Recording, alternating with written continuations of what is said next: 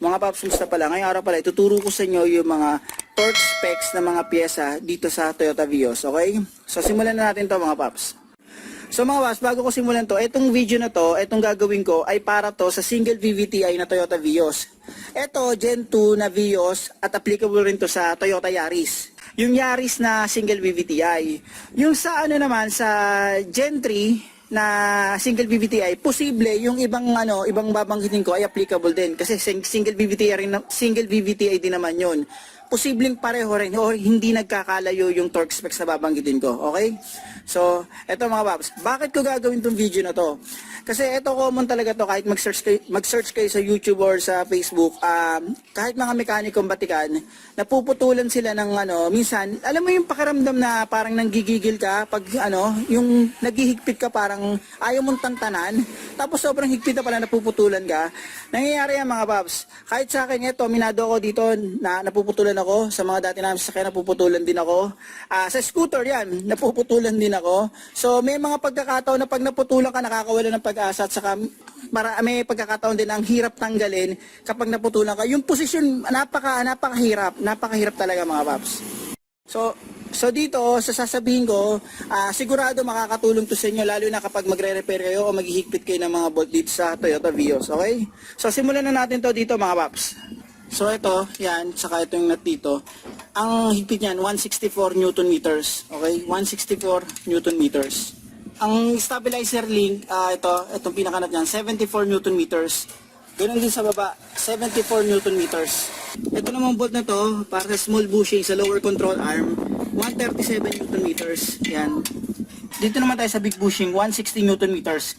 Yan, yung bolt niyan sa ilalim. Okay, 160 Newton meters. So dito naman tayo sa ball joint, sa may lower control arm yan, 98 Newton meters, okay?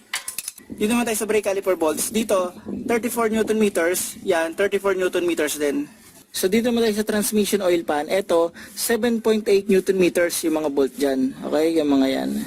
So ito naman, 49 Newton meters, yan yung pinaka drain plug nitong transmission oil pan. So dito naman tayo mga paps sa lower engine or lower transmission support, yan. Ito, 120 Newton meters, itong bolt na to. Okay? Dito naman tayo sa bolt nitong lower engine support or lower transmission support, yan, dyan. 160 Newton meters, yung mahabang bolt na yan, yung big bolt na yan. Pabaon yan doon, okay? Sa manual transmission, ganun din, 160 Newton meters. So dito naman tayo sa may engine oil pan, yung mga bolt na yan, itong bolt na to, yung maliliit na yan bolt na yan, saka yung isang nut doon, ang torque specs niya, 9 Newton meters. Okay, 9 Newton meters. Tapos, sa drain plug nito, ito, ang torque specs nito, 38 Newton meters. Yan, 38 Newton meters.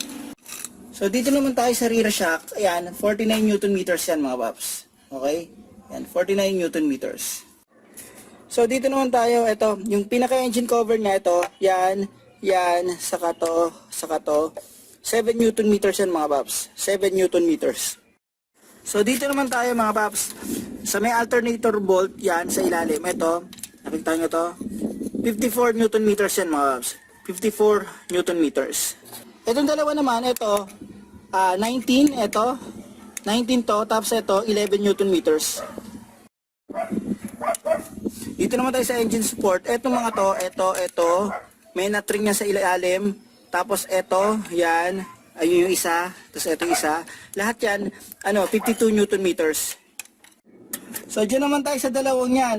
Ang torque specs nito, yan, sa katong isa, sa water inlet, 9 Newton meters lang yan mga paps. Yan, 9 Newton meters. So, dito naman tayo sa BBT solenoid. Meron yung bolt dito. So, may bolt yan. Ang torque specs niyan, 7.5 Newton meters. Okay? So, dito naman tayo mga paps yan sa pinaka-valve cover niyan. Etong bolt na to, yung mahabang bolt na yung dito, tapos yung dito, tapos yung nakaikot na bolt dyan, pati nut.